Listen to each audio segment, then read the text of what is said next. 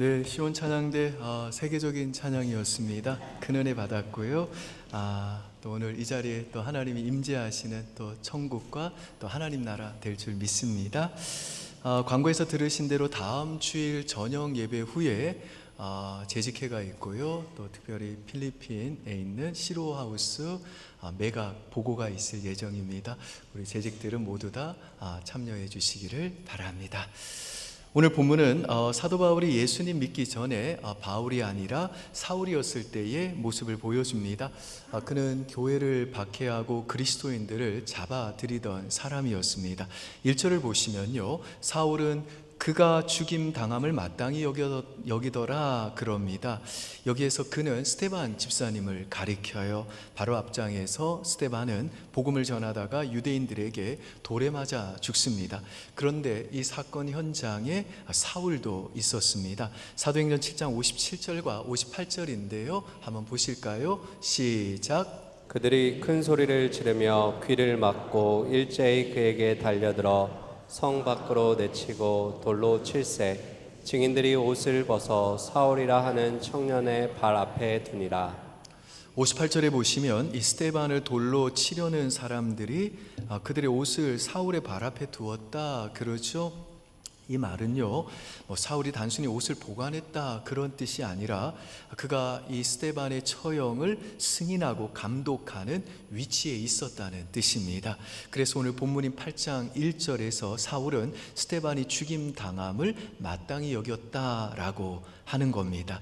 이 스데반의 순교 직후 예루살렘 교회에는 이제 큰 박해가 일어났고요, 사도들을 제외한 많은 성도들이 유대와 사마리아 각 지역으로 흩어지고 이 경건한 사람들은 이 스데반을 장사하고 크게 슬퍼했습니다. 그리고 사울은 이 교회를 잔멸하기 위해서 각 집마다 들어가서 예수 믿는 사람들을 끌어다가 감옥에 넘겼습니다.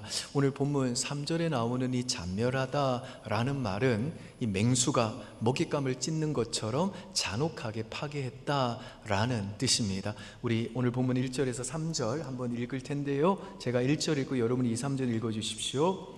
사울은 그가 죽임 당함을 마땅히 여기더라. 그날에 예루살렘에 있는 교회에 큰 박해가 있어 사도 외에는 다 유대와 사마리아 모든 땅으로 흩어지니라. 경건한 사람들이 스데반을 장사하고 위하여 크게 울더라. 사울이 교회를 잔멸할세 각 집에 들어가 남녀를 끌어다가 옥에 넘기니라.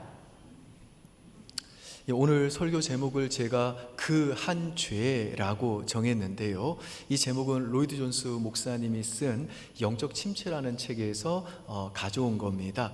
그 책에서 이 로이드 존스 목사님은 이 사탄이 우리 그리스도인들을 공격할 때 아주 흔하게 쓰는 공격 방법 중에 하나가 과거에 우리가 지은 그 한 죄를 들춰내는 것이다 그래요.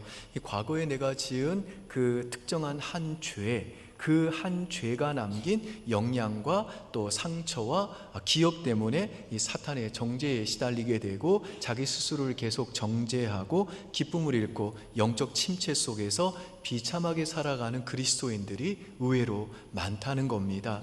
예컨대 로이드 존스 목사님 교회에 77세의 나이로 회심한 할아버지가 있었어요. 이분은 아주 그 삶이 악한 삶이었다고 그럽니다. 그런데 이분이 로이드 존스 목사님이 전하는 이 복음을 듣고 회심을 한 거예요. 그리고 주일 저녁에 생애 처음으로 이 성찬을 받고 정말 기뻐하셨대요. 그런데 그 다음날 새벽 아침에 보니까 그 할아버지가 이 로이드 존스 목사님 댁에 찾아와서 하염없이 울고 있더라는 거예요. 그래서 왜 우시냐 물어봤더니 자기가 30년 전에 했던 일이 갑자기 생각이 났다는 거예요. 자기가 그때 술집에서 종교 논쟁을 사람들과 하다가 그 사람들에게 예수 그리스도는 후레자식이야 라고 말했던 것이 떠올랐다는 거예요. 그래서 나는 그 말을 했기 때문에 그 한 죄는 절대로 용서받을 수 없을 거야 라는 그 절망적 감이 들었다는 겁니다. 자기가 과거에 저질렀던 그 한 죄가 떠올라 갑자기 그 전날 밤에 성찬받고 기쁨이 충만하셨던 이 노인이 갑자기 영적 침체에 빠지게 되었고 기쁨을 잃어버리고 죄책감과 정죄감에 사로잡히게 됐다는 거죠. 제가 아는 분들 중에도요, 예수 믿기 전에 혹은 믿고 난 후에 외국에 이 출장을 갔다가 혹은 군대에 있는 동안 휴가 때 이 윤락업소에 갔던 그 한 죄 때문에 이 영적 침체에 종종 빠지는 분들이 계세요. 또 어떤 분들은 자기가 과거에 하나님께 서운을 했는데 그 약속을 지키지 못한 일 때문에 죄책감에 빠지고 거기에 집착해서 영적 침체에서 벗어나지 못하는 분들도 계십니다. 오늘 본문에 나오는 이 사도 바울에게 있어서 그 한 죄는 그가 과거에 스데반을 죽이고 교회를 박해했던 죄였어요. 그래서 디모데전서 1장 13절에 보면 사도 바울이 이런 고백을 합니다. 내가 전에는 비방자요, 박해자요, 폭행자였다. 그런데 놀라운 사실은 하나님께서 바울이 과거에 저질렀던 그 한 죄를 오히려 이 바울의 삶에 유익한 재료가 되도록 바꾸어 주셨다는 거예요. 이게 무슨 말인지 좀 설명해 드릴게요. 아까 이 사도 바울이 내가 전에는 비방자요, 박해자요, 폭행자였다 라고 말하면서 디모데전서 1장 15절에 이렇게 고백합니다. 한번 보시죠. 시작.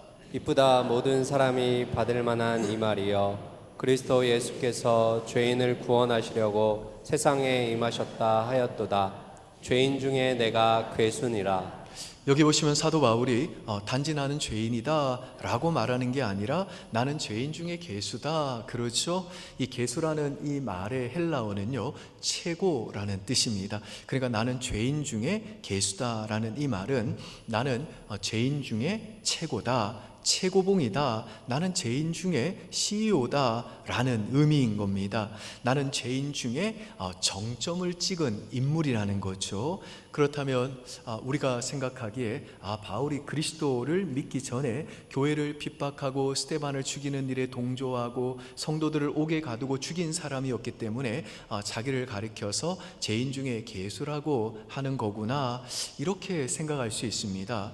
만약에 바울이 자기를 가리켜서 죄인 중에 괴수라고 고백하는 것이 그가 과거에 행했던 그 죄 때문이었다면 그는요, 나는 죄인 중에 괴수였다 라고 과거형으로 말을 했어야 했어요. 그런데 이걸 헬라 원문으로 보면 나는 죄인 중에 괴수입니다 라고 현재형으로 고백을 하고 있다는 거예요.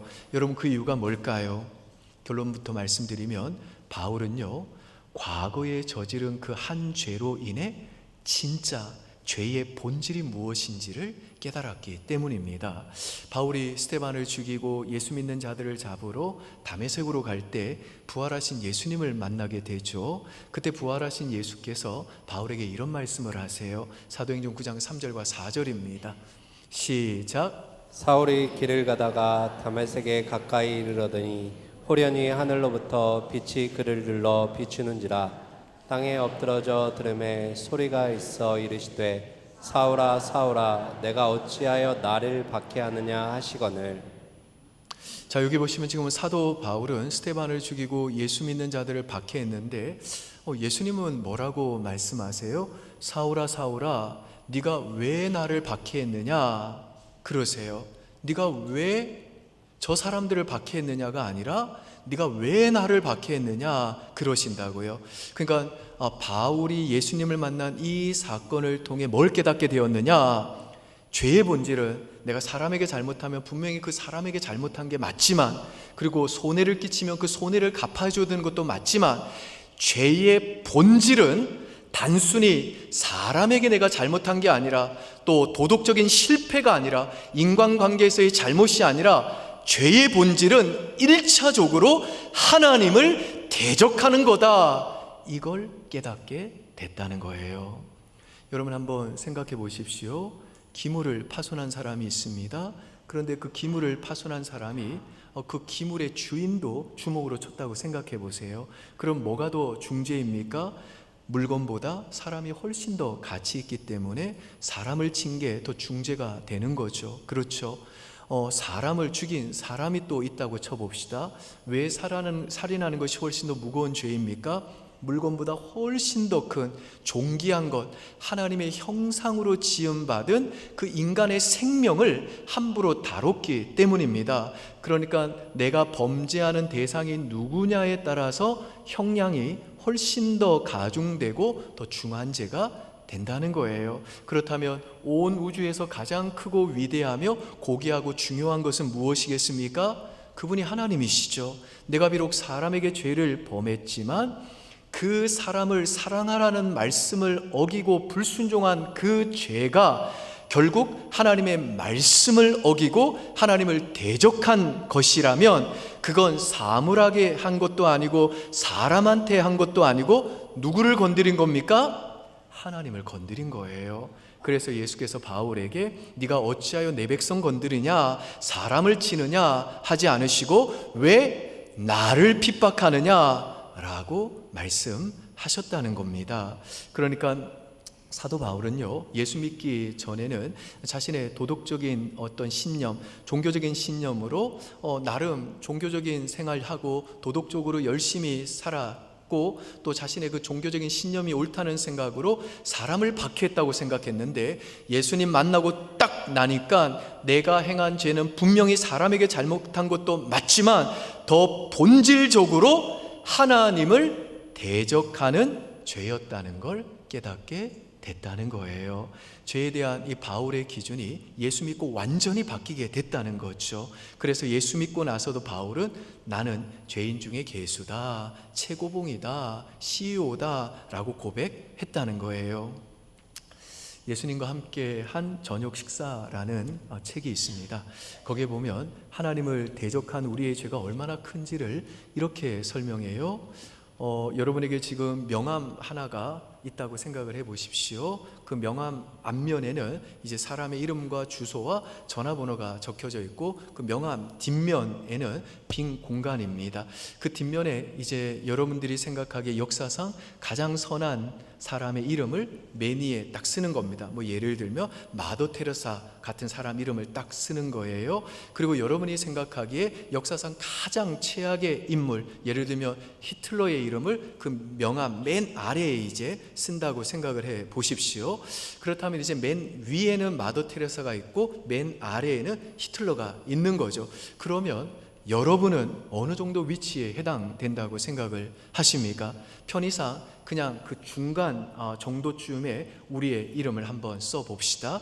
그렇다면 이제 하나님께서 그냥 우리 서로가 도토리 키재기 하듯이 너가 죄인이야, 너가 더 큰 죄인이야, 나는 덜 죄인이야, 이런 게 아니고 이제 하나님의 그 완전한 기준에 따라서 우리를 평가한다면, 바꿔 말하면 이제 하나님께서 이 세상 모든 사람에게 요구하시는 그 완전한 도덕적인 기준에 따라 하나님의 그 거룩하심의 기준에 따라서 우리 모든 사람들을 평가한다면 어떻게 될까요?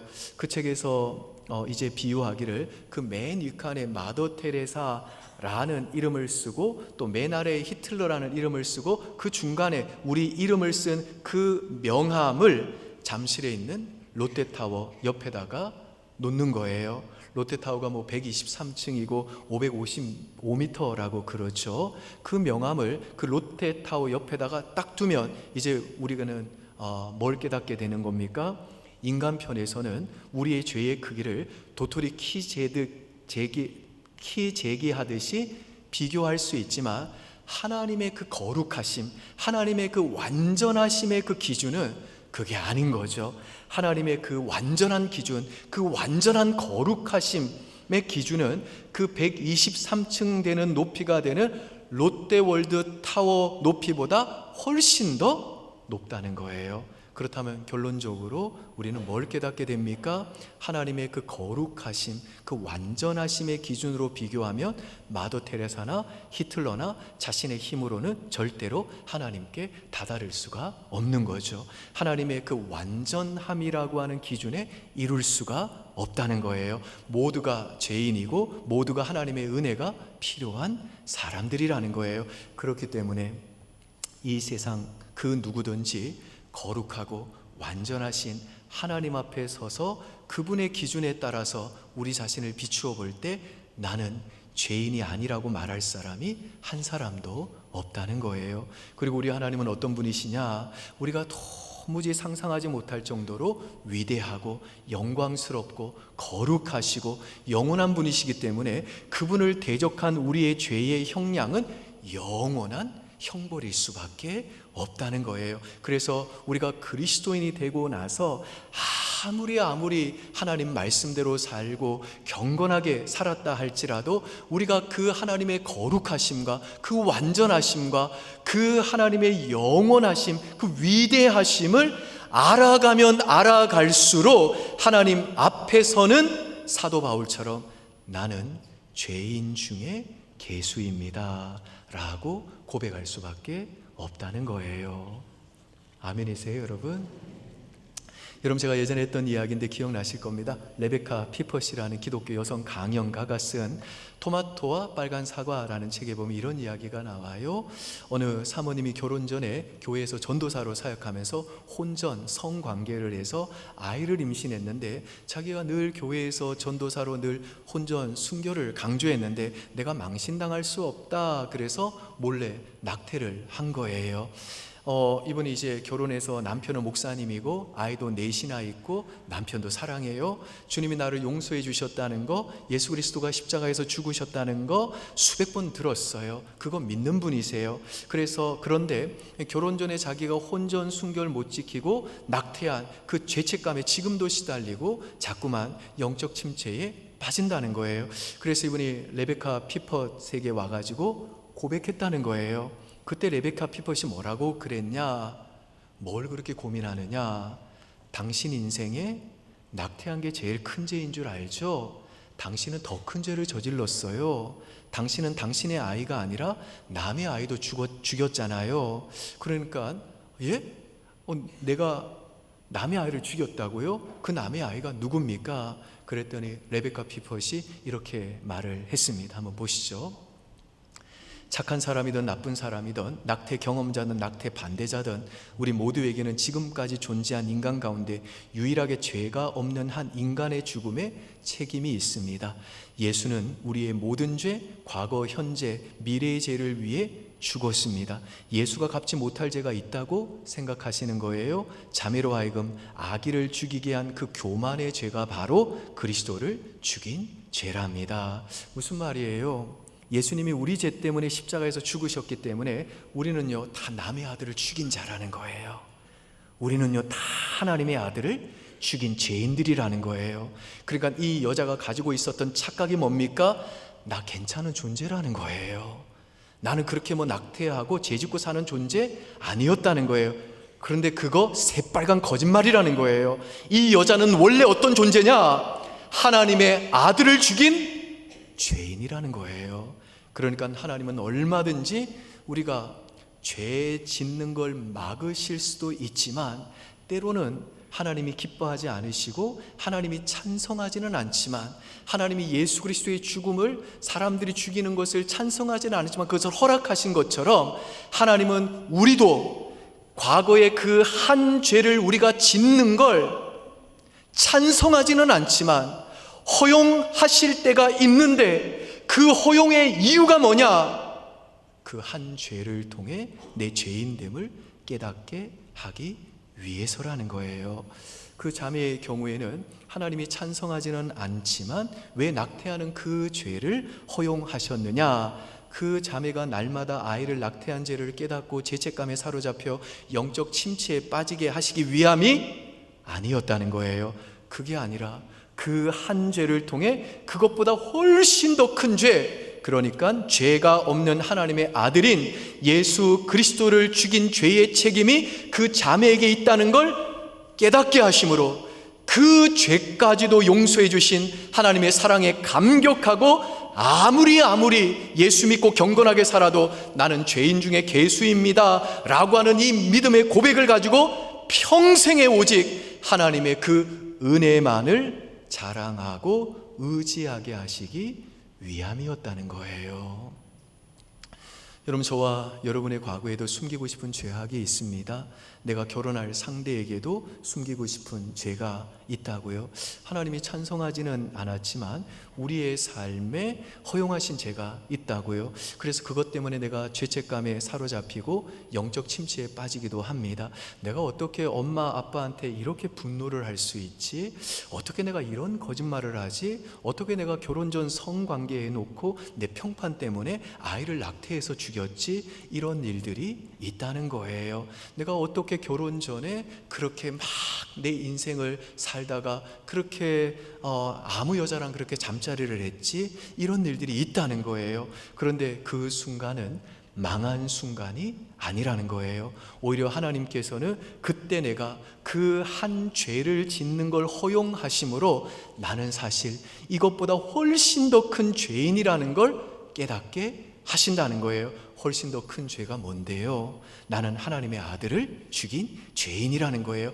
내 죄가 얼마나 큰지 그 죄는 하나님의 아들을 죽일 정도로 큰 죄라는 거예요. 이 자매가 레베카 피퍼시 한 말을 듣고 이런 고백을 합니다. 한번 들어보시죠. 당신 말이 100번 옳으네요. 나는 태아를 죽인 것보다 수천 배 나쁜 짓을 했어요. 내 죄 때문에 예수가 십자가를 져야 했어요. 나는 여전히 그의 죽음에 책임이 있어요. 나는 내가 상상할 수 있는 가장 나쁜 일을 한 걸 고백하려고 당신에게 왔어요. 그런데 나는 그것보다 더 나쁜 짓을 한 죄인이군요 라고 고백하면서 거기서 이분이 드디어 유아살인자라는 그 죄책감에서 자유함을 얻으셨대요. 그러니까 내가 가장 의로우신 하나님의 아들 예수님을 죽였던 살인자인데 그 죄마저도 깨끗하게 씻어주셨던 예수 그리스도의 그 피가 그녀가 낙태한 그 죄도 깨끗이 씻어주셨다는 확신을 가지게 됐다는 거예요. 여러분, 바울이 스데반을 죽였죠. 그런데 한번 이런 상상을 한번 해보세요.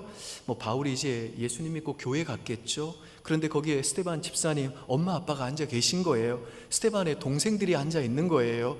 그럴 때마다 바울이 어떻겠습니까? 자신의 과거에 저지른 그 한 죄에 대한 후회가 들었겠죠. 나는 진짜 살 가치가 없는 존재구나. 나는 저 부모의 아들이 살해당할 때 그거 기뻐하면서 그 일을 주동하며 승인했던 책임자로서 그 죽음이 당연한 거라고 여겼던 사람이다. 그러면서 바울이 그 부모에게, 그 동생들에게 얼마나 미안했겠어요. 그리고 난 사도 자격도 없어. 그리고 맨날 절망하면서 맨날 죄책감에 시달리고 밤마다 악몽 꾸고 일어나서 자신을 또 자책하면서 영적 침체에 빠져야 살아야 되잖아요.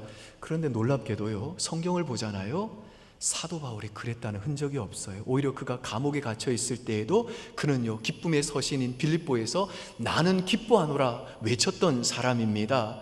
오히려 사도 바울은 그 죄책감에 시달리고 영적 침체에 빠진 게 아니라 뭐라고 고백하냐? 디모데전서 1장 16절 한번 보시죠. 시작. 그가 긍휼을 입은 까닭은 예수 그리스도께서 내게 먼저 일체 오래 참으심을 보이사 후에 주를 믿어 영생 얻는 자들에게 본이 되게 하려 하심이라. 긍휼에 풍성하신 하나님이 나 같은 죄인도 구원하셨다는 거예요. 하나님이 그 아들 예수 그리스도의 피로 하나님을 대적하고 하나님 아들을 죽인 내 죄를 깨끗이 씻어주시고 용서해 주시고 내 과거와 현재와 미래의 모든 죄, 내가 과거에 예수님 믿는 사람 잡아 죽였던 그 죄까지도 용서해 주셨다는 거예요. 그래서 사람들이 이런 나를 본으로 삼아 그들도 나처럼 예수 믿고 구원받도록 하시기 위해 하나님이 이런 나를 복음 전하는 사도로 불러주셨다는 거예요. 여러분, 제가 예전에 우리 몸에 흐르는 피에 대해서 말씀드린 거 기억나시죠? 우리 몸의 혈관을 따라 흐르는 피는 모든 우리의 세포를 살리는 생명의 통로입니다. 피가 온몸을 돌면서 산소부터 시작해서 아미노산, 염분, 무기물 등 온갖 영양소를 다 내려줘요. 그래서 그 피가 한번 지나가며 그 기관이 확 살아나는 거죠. 그런데 피는 그 역할만 하는 게 아니라 동시에 분리수거 아저씨 역할도 합니다. 피는 우리 온몸을 지나다니면서 각 기관에 좋은 걸 주자마자 그쪽에서 나온 온갖 폐기 폐기물, 온갖 쓰레기들을 순간적으로 다 수거해 가지고 그곳을 또 맑게 만들어 줘요. 그러니까 피는 우리 몸을 정화시켜 주는 능력이 있다는 거예요. 마찬가지로 우리 주 예수 그리스도의 피도 우리 영혼 안에서 이런 역할을 합니다. 우리가 성찬을 통해 예수님이 날 위해 죽으셨습니다. 예수님이 피 흘리심으로 내가 죄 사함 받았습니다 라는 믿음으로 떡을 먹고 잔을 마실 때 예수님의 피가 날 살린다는 거예요. 예수님의 피가 내 생명이 된다는 것입니다. 아까 말씀드린 것처럼 우리 몸의 피가 각 기관을 지나가며 좋은 것을 공급하고 나쁜 것을 씻어내듯 우리가 이 성찬을 통해 믿음으로 떡을 먹고 잔을 마실 때 예수 그리스도의 그 피의 능력이 내 안에 들어와 가지고 오늘 내가 예배 오기 전에 가졌던 내 삶을 바라보던 그 죽음의 생각, 그 망하는 생각, 세상 생각을 싹 다 가져가시고 날 살리는 새로운 생각을 공급해 주셔서 내 영혼이 확 살아나게 된다는 거예요. 예컨대 우리 마음에 이런 생각이 들 때가 있잖아요. 하나님이 날 버리셨나 봐. 하나님께서 우리 가정을 사랑하지 않으시나 봐. 우리 자녀 절대로 하나님께 안 돌아올 거야. 우리 가정, 우리 부부관계 이제 소망 없어. 난 이제 끝났어. 나는 이생망이야. 이런 생각을 하고 있었는데 이 성찬을 통해 믿음으로 떡을 먹고 잔을 마실 때 그리스도의 피가 우리 영혼을 한 바퀴 확 도는 순간 갑자기 무슨 새로운 생각이 드냐? 날 죽음에서 살리신 예수 그리스도의 피가 죽음의 문턱까지 간 우리 자녀, 소망 없어 보이는 우리 가정, 우리 사업터, 실패로 망한 내 인생도 다시 살릴 거야 라는 생각이 든다는 거예요. 그뿐 아닙니다. 예배 오기 전에는요, 내가 과거에 저지른 그 한 죄 때문에 지금 내 인생이 막힌 것은, 내 인생이 이렇게 꼬인 것은 내가 과거에 지은 그 한 죄에 대한 하나님의 심판인 거야. 내 인생에는 절대로 그 한 죄 때문에 하나님의 은혜가 흐르지 않을 거야. 나는 벌받아 마땅해. 이 죄가 언젠가는 드러나서 나는 많은 사람들에게 정말 부끄러움과 수치를 당하게 될 거야. 내 인생은 불행할 거야. 나는 자격이 없어. 엄마 자격, 아빠 자격, 목사 자격 없어. 이런 어두운 생각이 내 영혼을 지배했는데 성찬을 통해 믿음으로 떡을 먹고 잔을 마실 때 예수 그리스도의 피가 내 영혼의 모든 세포마다 한번 쭉 돌고 오니까 하나님이 내가 과거에 저지른 그 한 죄를 허용하신 이유는 날 망하게 하시고 날 심판하시고 날 저주하시기 위함이 아니라 그 한 죄를 통해 내가 얼마나 깊은 죄인인가를 깨닫게 하시고 평생에 내가 예수 믿고 나서도 겸손히 내가 죄인 중에 괴수라고 고백하게 하시고 내가 하나님의 아들을 죽인 그 엄청난 죄마저도 그 아들의 피로 깨끗이 씻어주신 그 하나님의 은혜와 긍휼만을 자랑하고 의지하게 하시기 위함이구나. 이 확신이 생기면서 죄책감에서 자유케 되고 영적 침체로부터 벗어나 감사와 찬양이 터져나오게 하신다는 거예요. 믿습니까 여러분? 오늘 이 성찬 예식을 통해 과거에 저지른 그 한 죄에 매여있던 그 심령을 자유케 하시는 우리 주 예수 그리스도의 이 피의 능력을 맛보고 경험하는 이 놀라운 은혜가 저와 여러분 모두에게 충만히 임하시기를 주님의 이름으로 축원드립니다. 네, 이제 우리 위원들 나와주시고요, 성찬 예식 진행하겠습니다.